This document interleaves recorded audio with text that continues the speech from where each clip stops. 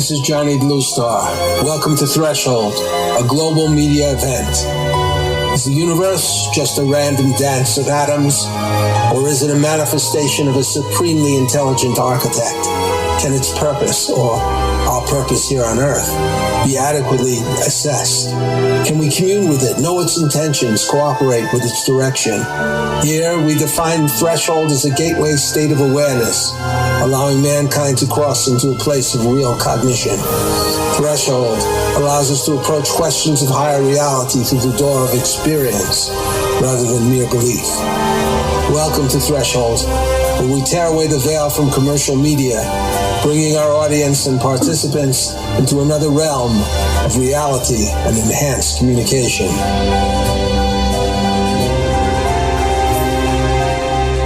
To me, having developed this program called Threshold, I believe, personally now, despite the fact that the problems we face are so overwhelming, I don't believe that anything is impossible to God if enough of us are aligned with His presence and His design. But what I call alignment, on the one hand, a fairly simple idea, is not a simple practice, because most of us, like myself, of course, are fallen from that state of spiritual awareness I call the divine presence, most of the time or all of the time. I do believe, though, that God has reached out, and there are people who have acted in the sense of being aligned with His purposes. And among those are the founding fathers of our country. I believe that the original teachings and writings and manifestations of our founding fathers are very much in tune with God's plan for this world. And so, therefore, I endorse patriotism, patriotic songs, our soldiers who go and risk their lives for their country, and the very principles of our country. And when we played the Star Spangled Banner a few shows ago, I felt the same stirring I always did. I went to the same school that Francis Scott Key went to, St. John's College in Annapolis, the third oldest college in this country. And I sat and read stuff and did stuff under the Liberty Tree where he supposedly had sat so many years ago. And I feel stirred by patriotic feelings. I don't think there's anything wrong with it. But how can you be stirred when what you see is the opposite of what I would consider a patriotism aligned with the vision of our founding fathers? What do you think, Ken? I agree with you 100%, and that's why I called the book A Patriot's Act, because actually the act of Ahmed, the main character in the story, he's the one who's held in Guantanamo detention camp, but he's actually a U.S. patriot. He loves the United States. He believes in the American dream. He was living the American dream, and that's why I called it A Patriot's Act. So I hope that some of your listeners will go out there and buy it so they can read about what was actually done in their name. It's a very interesting read, and I think the fact that it's told as a story will grip some of your readers even more than they would by reading sort of cold, dried material. Right. But I think it's very important that people, patriotism itself, it's something that involves our emotions. It's not just our minds. And we need to be able to preserve some of these more sacred and important feelings, which are now being crushed by the abuse that our country is wreaking on its own citizens in the world. Speaking of, I agree, and we have to also watch out for abuses of the use of patriotism, because the government will often try to appeal to our emotions that you were talking about in order to make us do things that we wouldn't otherwise normally do. And it's nothing new. When Hitler wanted to do his thing in Nazi Germany, he used patriotism to get everyone to play along with putting people in death camps and objectifying black people and Russians as communists and saying that they could just be basically wiped off of the face of the earth like a bug. And this is nothing that we believe in this country or in our Constitution or that the founding fathers said. So I think we have to remember what happened, with Nazi Germany and compare it to what the government's doing now, and say no, not in our name. Yeah, I think that you got it when you said you're talking about the way you look at people as you objectify them, you make them into objects. They become non-human beings. I know because my family, a lot of them died in Polish concentration camps. Some of them fought in the Warsaw Ghetto, I'm told. Some of them escaped from Russia to come here for freedom, and also from Romania. So I come from a family that has experienced a lot of persecution. I grew up in Long Island, but I had, these thoughts of what had happened to my family just, a few decades ago. It's horrendous that the land of liberty and freedom should become this black site, and people not knowing what's going to happen next. I think that the term false flag is very interesting, because you talk about a false flag when you emulate something against your own citizens. And a false flag is what this patriotism, this pseudo-patriotism is about. And it's interesting that this objectification and has actually come to U.S. soil and is manifesting itself in this is what the Black Lives Matter movement is trying to point out, and this is what my book Unreasonable Force is all written around, is police brutality. We have a police force now that's been militarized. Basically, we have boots on the ground in our backyard, and they're objectifying their targets. And one of the targets they objectify is anyone they see who's black. And that's just not right. Just because a person's black doesn't mean they're going to shoot you, And this is why there's such an outcry, and that's why I was compelled to write that book. Yes, I think that's sort of another kind of psychological shadow over America, the militarization of the police force. And here's another really another shadow, which I don't think is too subtle, but it's a little bit subtle, which is this way we're searched when we go to an airport. Oh, yeah. I mean, I know the story of Jessica Ventura, who actually left the country because and when I come back, sorry. Go ahead. No, I feel like a criminal when I go through security, and then when I come back, from an overseas trip, when I go back to the United States, everybody on the plane feels like a criminal, basically. And, they're coming most of the people are coming here to have a vacation, to have fun. They've saved their money all year long, and they're going to go to America, or they're going to go to Las Vegas or New York. They're looking forward to it. And when they hit the ground, they're being treated like a bunch of criminals. Welcome, guys, right? Yeah, it's sort of it is a kind of mind control technique. What you do is you slowly and carefully make people afraid of doing a lot of very ordinary things. And then after a while, they're so afraid they don't say anything. And when they don't say anything, that kind of creeps into other areas of their life. So they become politically And not only do they not say anything, they close their eyes to what's happening around them, which is the worst part. And the fact is that a lot of the people who were probably involved in these atrocities as civilians in Nazi Germany, kind of going along with seeing their neighbors having all their property stolen from them and being thrown onto trains that led them to death camps. That was a slow, even though it happened rather fast, it was also kind of a slow process. But you can, in other words, it was step by step, lie after lie, fear after fear, and suddenly these people are basically moral automatons. And and it's all done by objectifying the victim. In other words, it's not easy, but what they do is they put a human being that you're concerned with. It's okay to put this person out of their house and into a death camp because they're not a human being. They're some kind of a bug. They're lower than us because we're the best.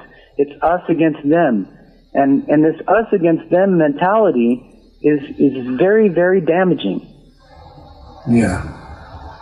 Well, I want to turn for a while to return to the bees. Mm-hmm. We're talking about colony collapse disorder. And I'd like to just go into this a little bit more. Why don't you kind of explain what it is? Sure. Colony collapse disorder is a term that was formulated in about 2006, and it's used to describe a phenomenon where the beekeeper would come and pull the top off his hive, to check the bees, and find out that all the adult honeybees that were supposed to be working in the hive have all disappeared, and they've left the queen and all the babies alone, basically to die. And the statistics are that up to a frightening 40% of hives are lost this way each year, and it's been classified as colony collapse disorder, but it's really not. It's really not a disorder or disease per se, as just to describe the problem. Do you recall when this first started, when this first came to the attention of people in America? It was around 2006, and they didn't really know what the cause of it was, but a bunch of think tanks started studies to try to figure out what was happening, because obviously the bees are very important. They, like you read from my book before, they pollinate all flowering plants. Basically, if we didn't have the bees, we would have we would be malnutritioned, and that's just the selfish part of it. Not counting what they provide for all the other animals on Earth. Well, what happens? Go into a little more detail about what happens when pollination stops or is reduced to almost nothing. What happens to the plants? Well, plants can't propagate themselves without plants are immobile, so they can't have sex basically, and evolution has developed a system where the plants and insects have a symbiotic relationship. The insects are attracted to the plants by their nectar, and when they come to suck the nectar, the pollen attaches to their legs and bodies, and then they move to the next flower and deposit the pollen, and in that way, the plant is pollinated and the insect is fed. So this is how butterflies and bees and bats pollinate most plants on Earth. That's why it's so important. If we lose the bees, if we lose the bats, and we lose the butterflies, we lose the plants. And by the way, they make oxygen, they prevent floods. They're pretty important to have. Yes. It's sort of like surrogate reproductive organs or mobile ones, right? Basically. I mean, these ecosystems have evolved over millions of years, and the insects are important to pollinate the plants, and then when the plants are pollinated and they produce the seeds, they surround their seeds with fruits, and the animals come and they eat the fruit and throw away the seed wherever they finished eating the fruit, and in that way the distribution system. So there's kind of what you're saying about spiritualism and God, there's kind of like a divine plan for this whole thing. And when we come in and we start to monkey around with that and try to change the course of things by killing all the bugs, for example, because we want to grow more crops, we're actually screwing up these ecosystems, and to the point where we're doing damage that's permanent. And it's going to change the way we know the life we know it on Earth is for us right now if we don't stop. I think it's really important. Right now, we're going to take a break, and first we're going to listen to a song called "Gifted" by, again, this amazingly talented singer-songwriter Stephanie Sleven, and this is actually about singer Robert Johnson.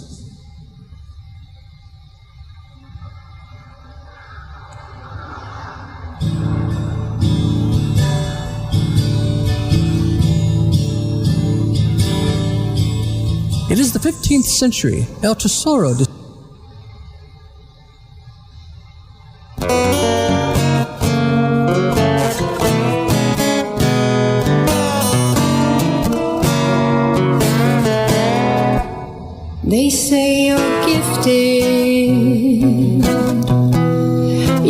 have got your gifts from the devil. Your lyrics uplifted because they're on a new level. Look to the left, look to the right. There's a devil on my shoulder, or is he hiding from sight?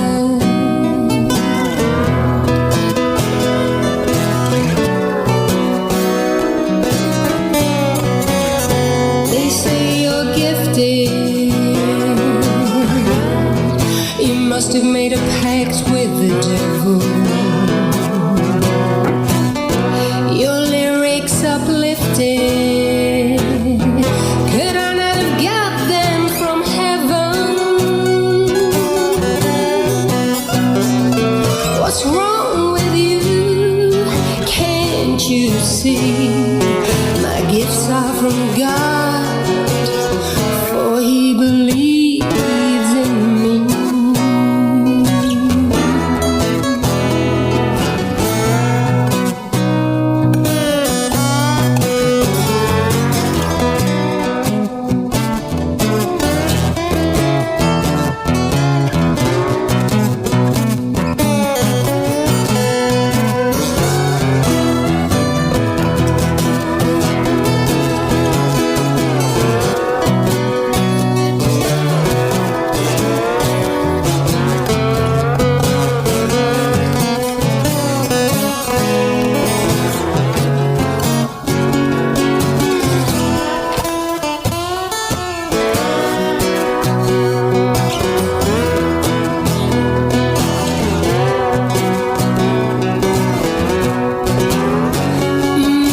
Gifted, so I get a little frisky.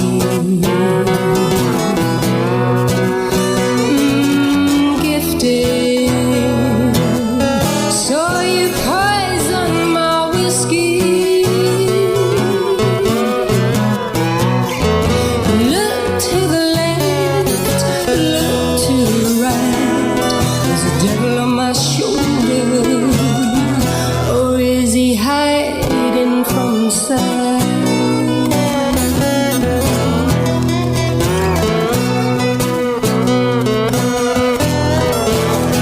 They say you're gifted.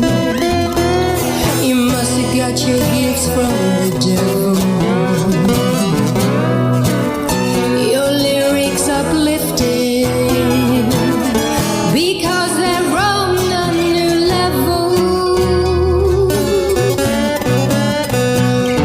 What's wrong with you?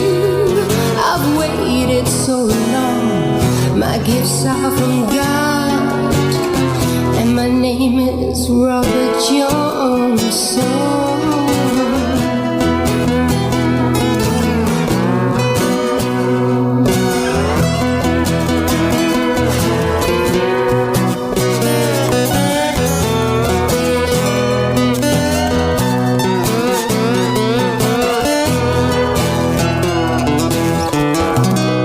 It is the 15th century.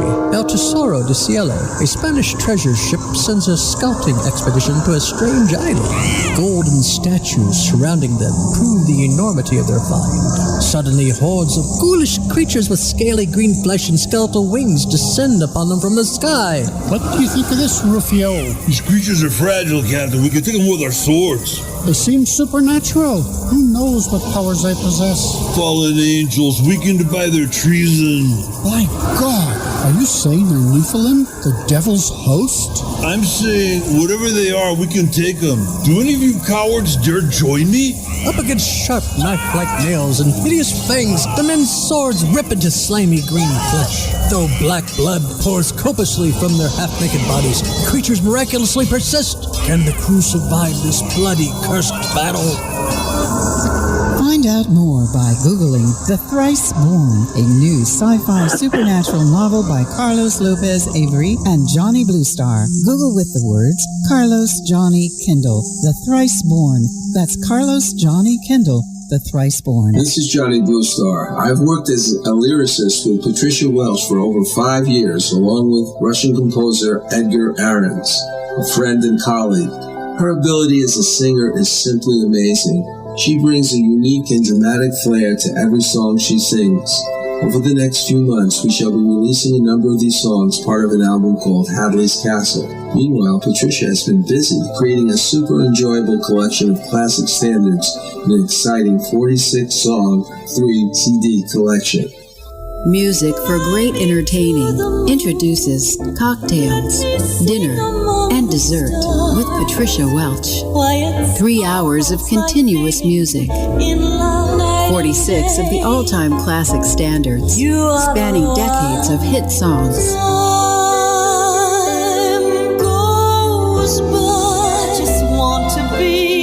Going to a friend's home for dinner? Cocktails, Dinner, and Dessert with Patricia also makes the perfect hostess gift. This 3-CD compilation is the perfect background music that sets just the right mood for any dinner party. I'm crazy for feeling so lonely. There was a boy, a very strange, enchanted boy. To purchase this album, just go to patriciawelch.com/CD. That is patriciawelch.com/CD. You won't be disappointed.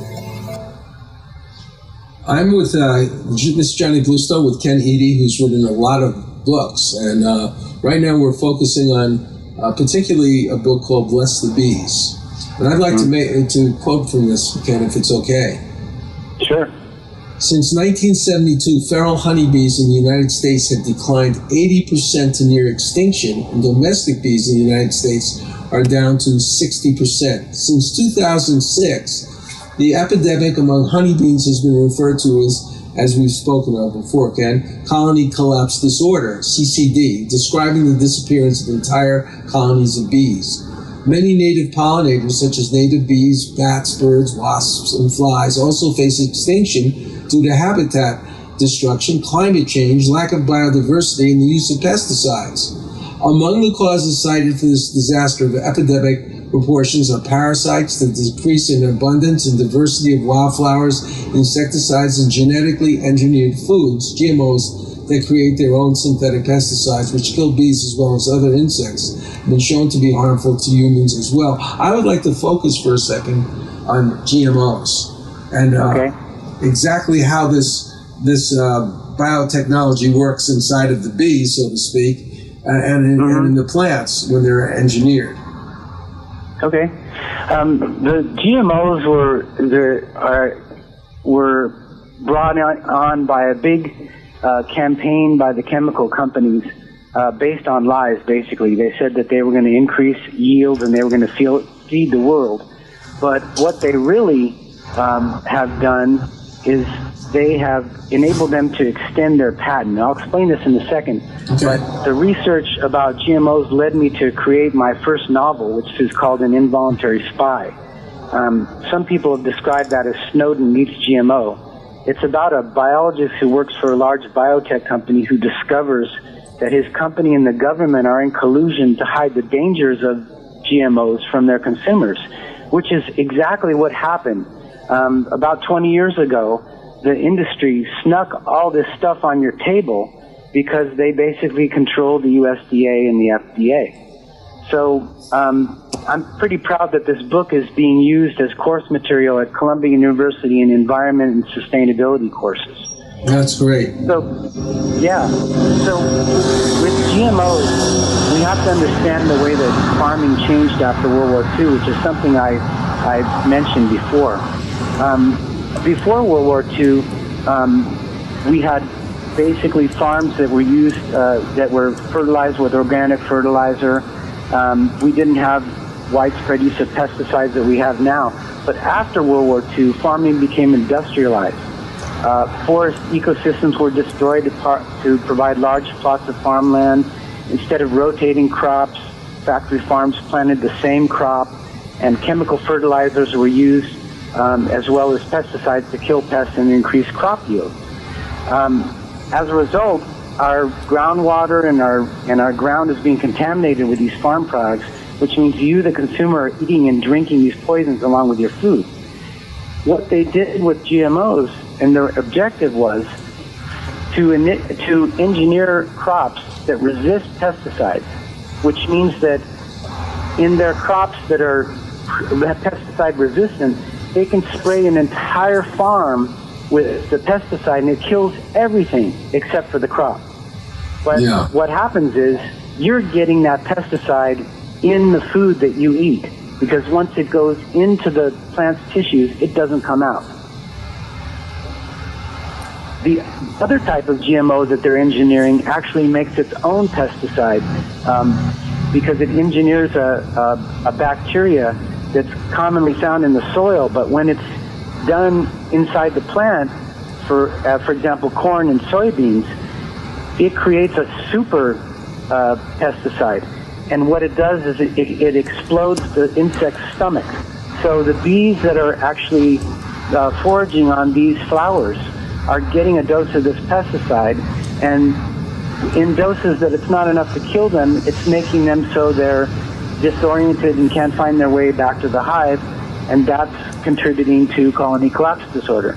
So these two types of GMO food are the most prevalent now, and you're finding them in every processed food. So basically everything you eat in a box, bottle, or can has got it.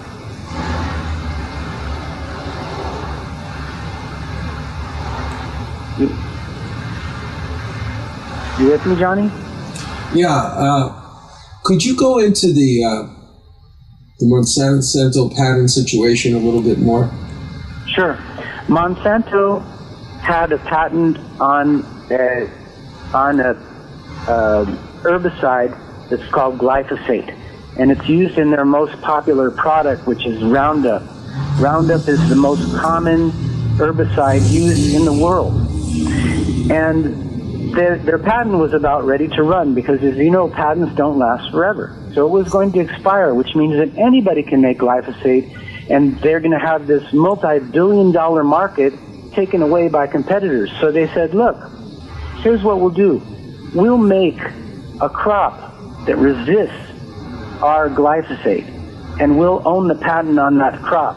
In other words, we're not just going to own the poison, we're going to own the seed itself. So if you want crops that don't die, you're going to buy them from us. And once a farmer buys these seeds, they have to only plant those seeds by contract with Monsanto, so they become slaves of Monsanto, basically. That's the reason behind the creation of Roundup Ready crops. That is just so, I mean, that's so sinister. It almost really seems like bad science fiction, doesn't it? I mean, it's just ridiculous. It does seem that way. I mean, and people often refer to these as frankenfoods because of the fact that they are not safe. When these foods were first being put through the FDA, there were scientists at the FDA had said, hey, we've got to have testing done on this stuff. This stuff we've got to check and see if it's safe or not. But thanks to Michael Taylor, who was a bigwig of the FDA, who originally came from Monsanto, and now he's the head of the FDA, policy formulated called generally recognized as safe. In other words, if this thing looks like an ear of corn, who cares if it's got poison inside of it? We're going to assume it's safe.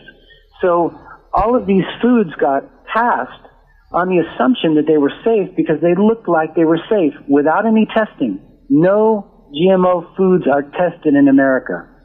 They don't have to test them at all. What have they found in other countries? They take the word of the chemical company that it's safe, and that's it. Wow. That is so sad. It's unbelievable. But isn't it like most of our problems, politically, scientifically, it's money. I mean, money is somehow driving these incredible crimes against humanity and the planet. It's money. And you know, the people with big money are the ones, like President Carter said, basically, you've got to have at least $300 million now to be elected president. That wasn't true in his day. You can't run on a platform like Bernie Sanders, who wants to discuss the issues. You've got to have, $500 million in your pocket. And this is big money. And when people put up big money for politicians, they expect to be paid back. They're buying it. They're not getting it. They're not doing this out of the goodness of their heart. They want a profit. And the profit is when the politicians, when the appointments come up at FDA and USDA and all the governmental agencies like the SEC, everyone that's supposed to be watching the industries, guess who they're appointing? The top people from the industries that are being watched. They're watching themselves. They're making their own rules. It's really strange. It's like when the CIA director, Al Dulles, who was fired by Kennedy, became one of the most important components of the Warren Commission. You just wonder about these things. It's really strange. We're going to go to a break now with a little musical interlude by Edgar Ahrens, and then a few commercials, and we'll be right back.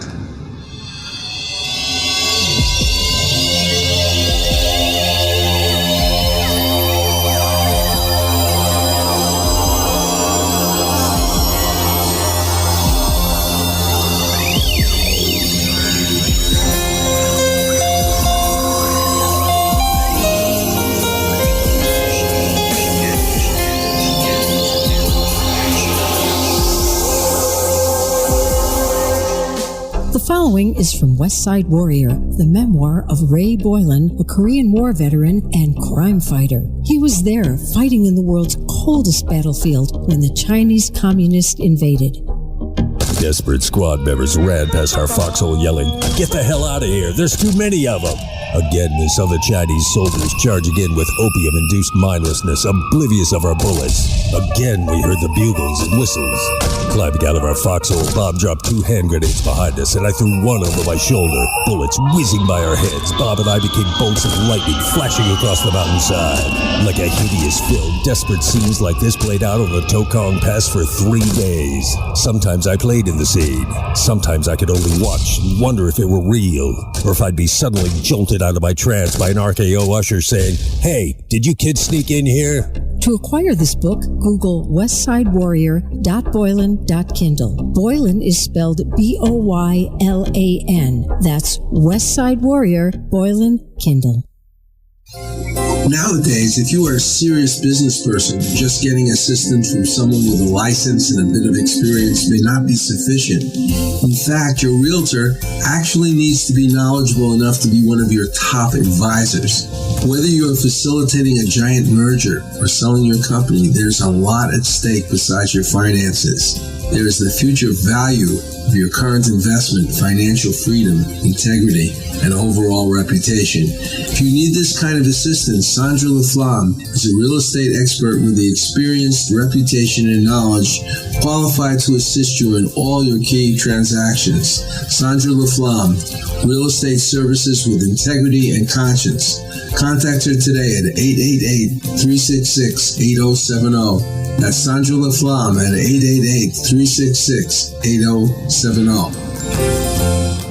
You know, we've been talking about how agribusiness is kind of threatening our crops, the pollination of bees, and just really we're almost forced to, if we're really serious about what we eat, buying expensive organic produce and meat products. So this is kind of, I'm thinking about big business, the old thing about the banks, too big to fail. It's sort of more like big enough to make everyone else fail. I am not against prosperity. I'm not against wealth. But I am against wealth and prosperity when they just completely destroy the other people and the value of life itself. And I think that's what we're into right now, where this is the epoch where these type of businesses are blanketing the whole planet with this darkness. Unfortunately, I agree with you on that 100%. I wish it wasn't so, but this is what we're confronted with now, and we do have to make a response to that. If you go into just a grocery store, there is one thing that I love the grocery store that I go to sometimes to buy things, and I wanted just one salad dressing that doesn't really have any sugar in it, just a little, and yet almost all of them do, or they have high fructose syrup or some kinds of artificial sweetener, and which are things that are just they're not good for me. They may be good for some people, but they're not good for me, and I'd like to have a choice. But no, the choice sadly exists. If there was one salad dressing that didn't have sugar and they got rid of it, and I tried to get it back and I still have failed.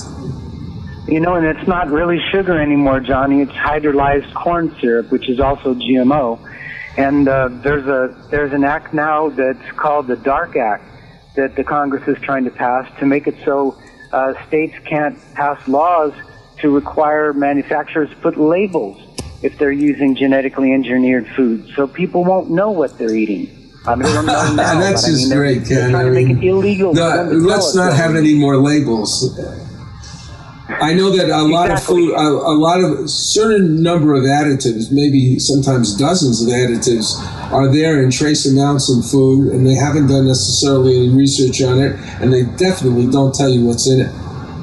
No, they don't. And basically, you can distrust anything that's in a box, bottle, or can, so look at it very carefully. But, beyond that, they're talking about sneaking the actual produce that's genetically engineered and selling it to you without knowing that you're buying genetically engineered corn or whatever.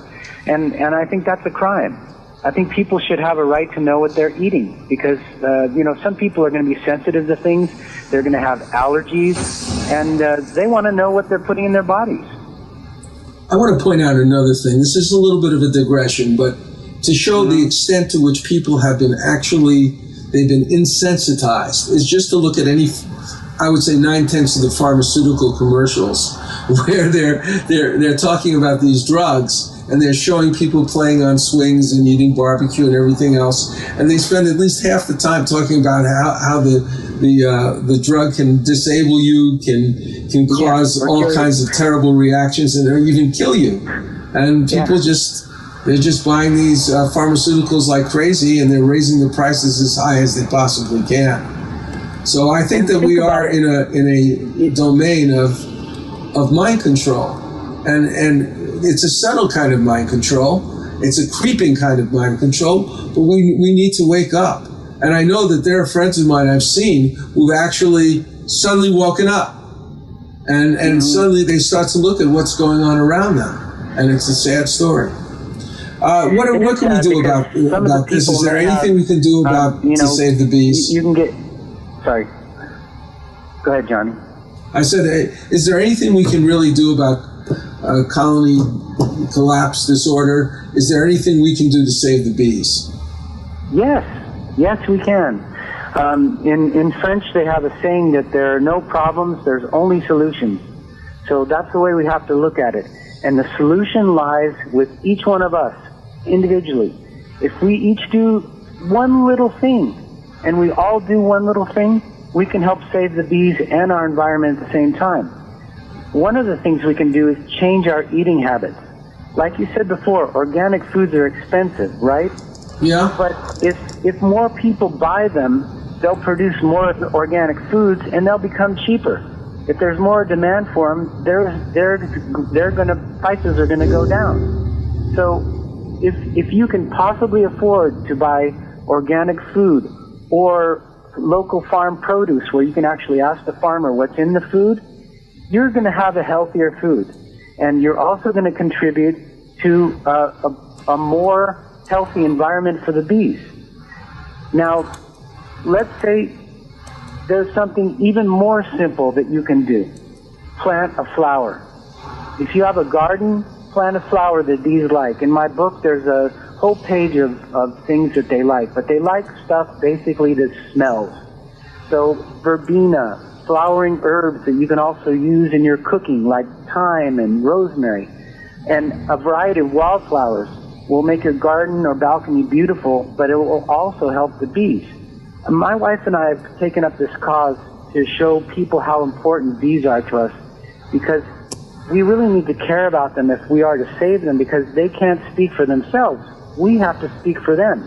But even though they can't speak for themselves, they're trying to tell us that they're in trouble. And if they're in trouble, that means we're in trouble. So we need to talk to on their behalf to our children, our friends. We need to speak to our representatives in government and tell them that, hey guys, we're the ones who put you in office with our votes, not the PACs and super PACs that put hundreds of millions of dollars in your pocket. It's us. We're your bosses. Next time we go to the polls, we're going to be voting for someone who cares about our health and cares about our environment more than they care about your personal wealth plan. You know, speaking of things you could do about the bees, I heard an interesting proposal on a film by Patty Greer, she's a great filmmaker. She specializes in studying crop circles, but she has a movie called "The Shift Has Hit the Fan," and one of the people in the show talks about how we can turn our lawns.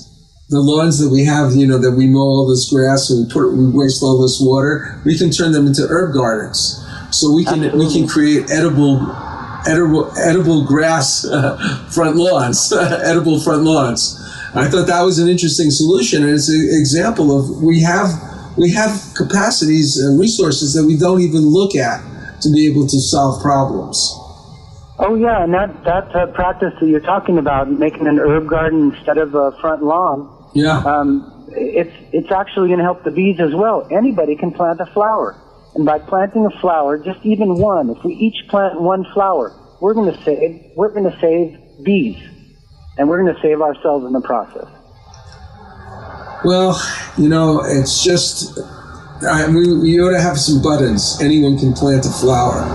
Well, just tell us a little bit about the children's book you wrote about the bees. The children's book is basically a Bless the Bees version for grade school. And it tells grade school kids with illustrations that my wife provided with photographs of the bees up close with her macro lens. It educates them on pollination, on bees, what the problems our pollinators are facing, and what even the children can do to help solve the problem. Like I said before, anyone can plant a flower. Well, a kid can plant a flower too. And I believe so strongly about this book, and I'm really happy that it's being used in Baltimore public schools in their second grade curriculum.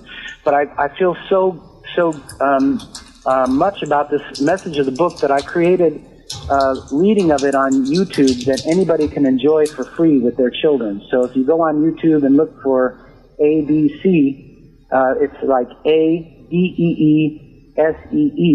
You can actually have a That's good. reading of the ABC. entire book.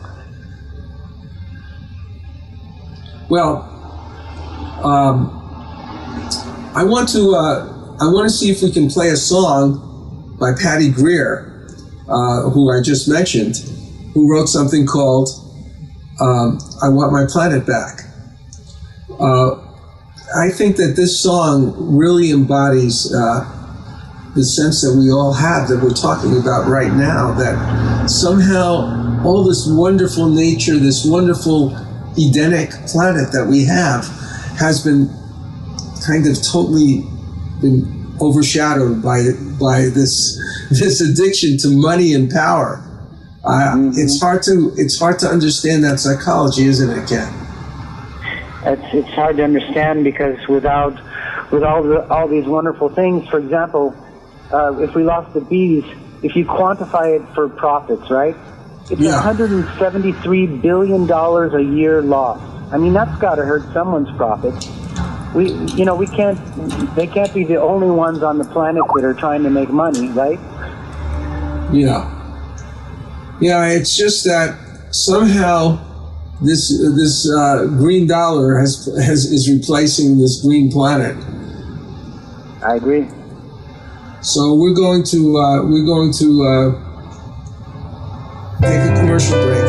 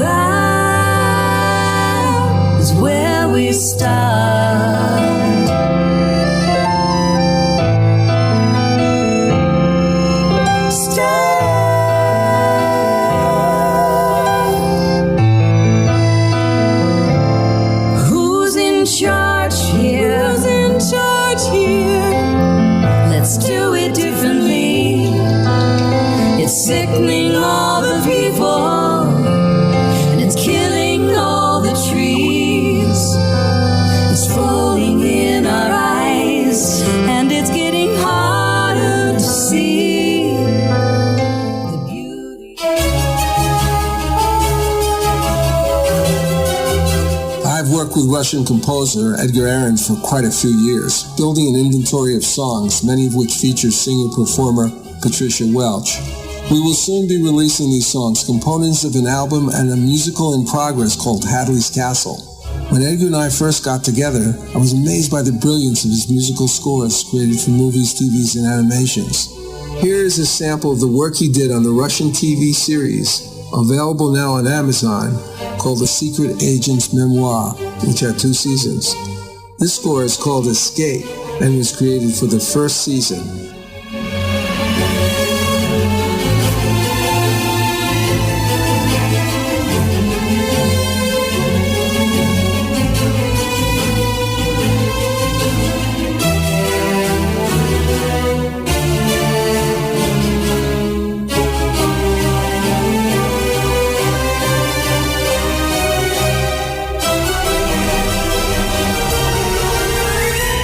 I am very pleased to say that Bridge of Light Productions, a division of New Galaxy Enterprises, is proud to be the contact point for television and film companies seeking information about this amazing composer's work.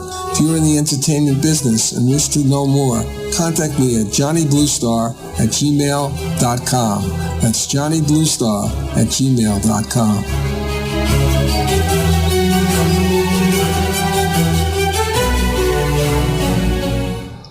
You know, if you want to hear and see some more of Patty Greer's work as a filmmaker and also some of her soundtracks, you can go to pattygreer.net, and also you can find some of her songs on YouTube. Wonderful songs, just like the one you just played. I Want My Planet Back. That song was great.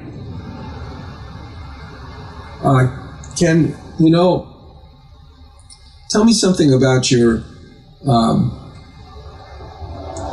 ultimate goals as a writer, and what kind of platform do you use to let the people know about your work? How can people buy your books and get in contact with you?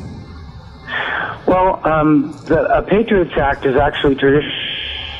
You should be able to go to any bookstore and order it. Also, I think you can get it from Walmart and Costco. You can order it from them. But you can also get it from Amazon or Barnes & Noble.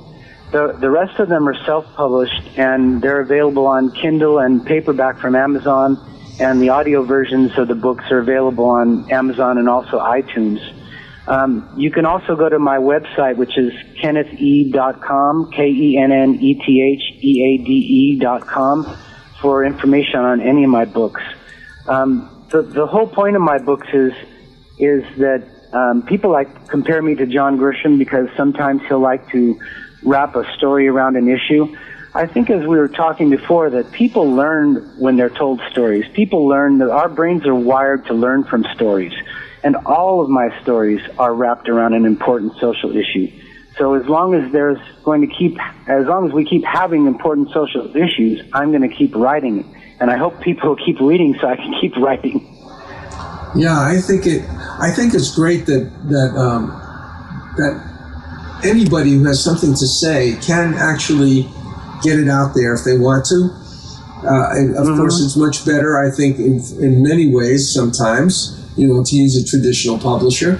But you can go out there without doing that. I mean, I grew up and tried to be a writer at a time when a platform like that didn't exist at all. It's a wonder we can have conversations on Skype all over the world with people we care about in other countries who we may never even meet personally. We can do all kinds of wonderful projects in film and books and music all on the internet. So I think it's an important part of our freedom and an important way that we can get out this message that we have. People who hear our program, Threshold, they can go to YouTube. They're going to be able to find all of our programs sometimes a few days after we broadcast them, right there on YouTube, the whole program. And you'll be able to find this one, and you'll be able to, get a link and send it out to all your friends. If you think this program is important, and you think that Ken Eady is doing a really great job in describing some of the important issues we've talked about, torture or big colony collapse, tell your friends. Send out that link. I would like to thank a lot of people who have been involved in this. We have songwriters like Stephanie Sleven and Xavier Nathan and Bonnie Blazak, who we hear fairly often. We have Edgar Ahrens for his music, Patricia Welch, who has performed for us and had a whole program devoted to her amazing career. I really thank these people for coming here to Threshold to provide their talents. And finally, an homage to the great Hassan Khan, who has helped me with the websites, YouTube promotions, commercials, and many other elements supporting the show. And thank you, Ken Eady. Thank you for coming on board and telling us your story. My pleasure, Johnny. Thanks for having me. Just one more question before we go. You mentioned before you'd like to see these books become movies. So would I. I would like to see some of these things start to permeate the airwaves. And me too. The airwaves and go to a theater and watch your movies. So I want to say thank you so much, Ken. Thanks for coming here, and see you next week on Threshold Radio.